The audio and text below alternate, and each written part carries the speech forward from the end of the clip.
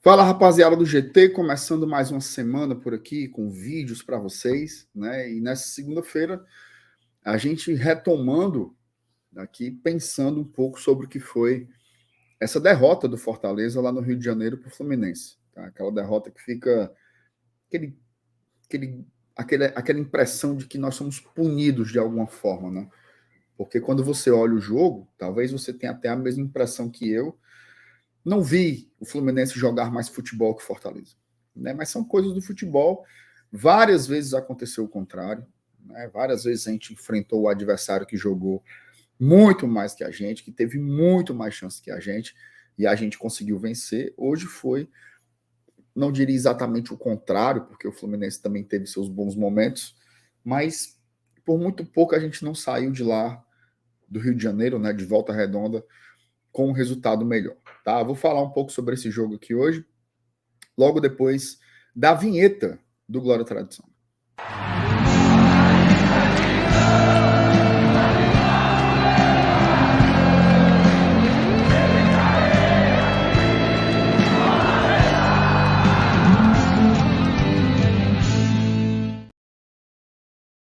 Bom, a primeira coisa que eu quero destacar aqui são as propostas dos treinadores, né? Eu acho que qualquer um que fosse fazer uma análise prévia do jogo, ele veria mais ou menos essa estrutura do que aconteceu, porque tem sido assim na média das atuações do Fortaleza e na média das atuações do Fluminense. O Fluminense é uma equipe que preza mais pela posse de bola, tenta construir o jogo, tenta ter o controle das iniciativas da partida, né? Circular a bola, tal. Isso é mais ou menos o time do Diniz a gente vê jogar assim, esse Fluminense não é diferente. E o Fortaleza, né, somente do segundo turno do ano passado para cá, ele tem sido um time mais sólido defensivamente e que tenta jogar principalmente em transição. Não é um time que tem muito apreço pela posse de bola, mas é um time agudo, vertical, quando está com ela. Então isso foi mais ou menos o que a gente viu de Fortaleza e Fluminense durante a temporada praticamente inteira. Foi assim no jogo do primeiro turno, né?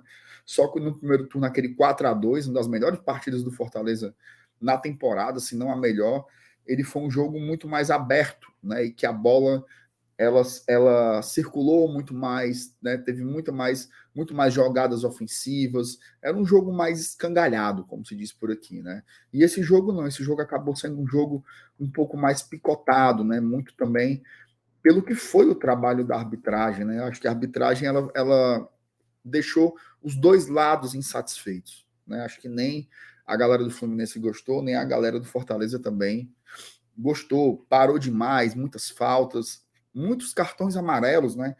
O excesso de cartão amarelo também acaba por reprimir um pouco a partida, os caras ficam com medo de ter uma expulsão, então fica aquele jogo tenso, né? Isso foi bem ruim.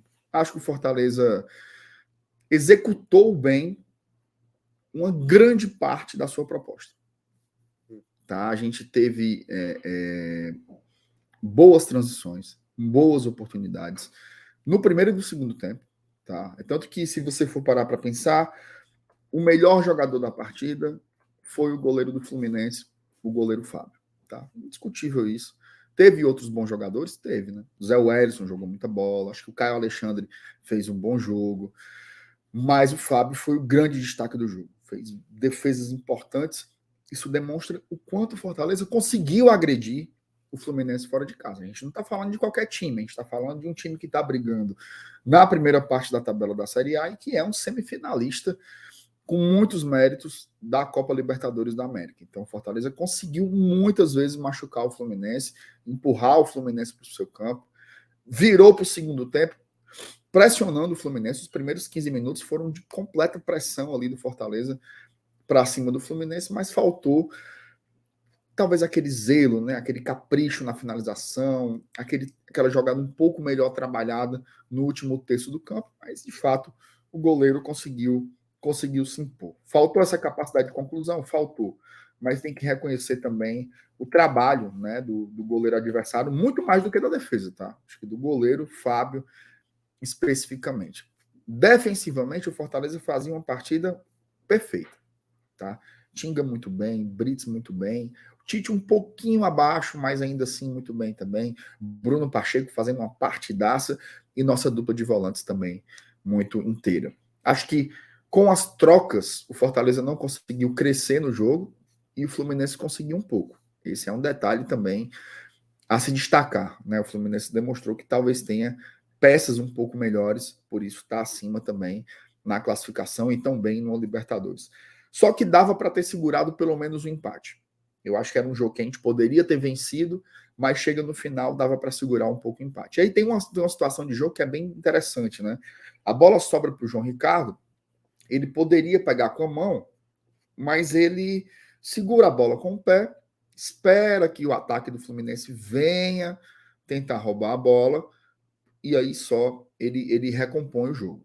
Tá? Isso seria uma cera, uma forma de segurar o jogo.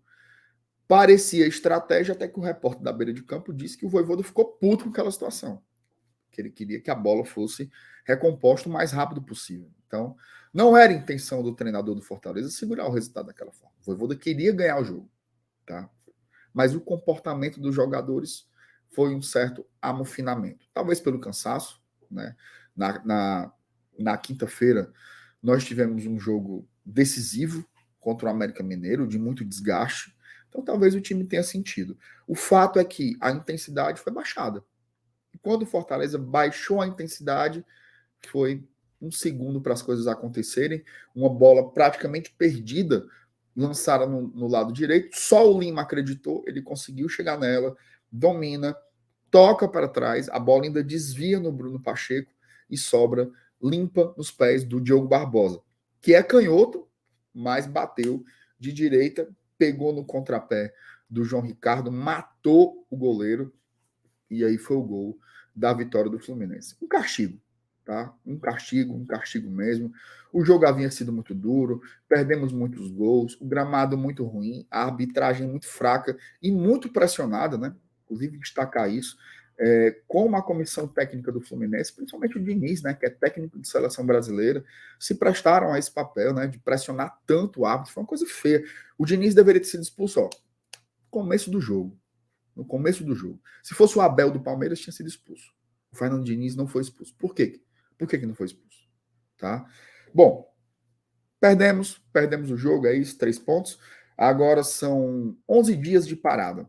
Tá? Os jogadores devem ter uma folga aí, folga merecida, né? Pelo que foi a última maratona de jogos. Agora são 11 dias de parada.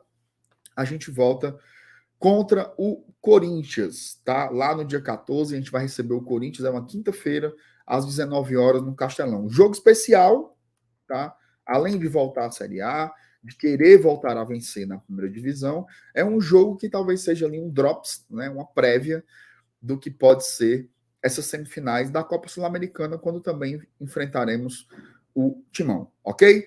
Bom, deixa seu like aí se você gostou desse vídeo. Fiz aqui uma análise completa do que foi esse Fluminense 1, Fortaleza 0. Se inscreva no GT caso você ainda não seja inscrito, para não perder nenhum conteúdo também.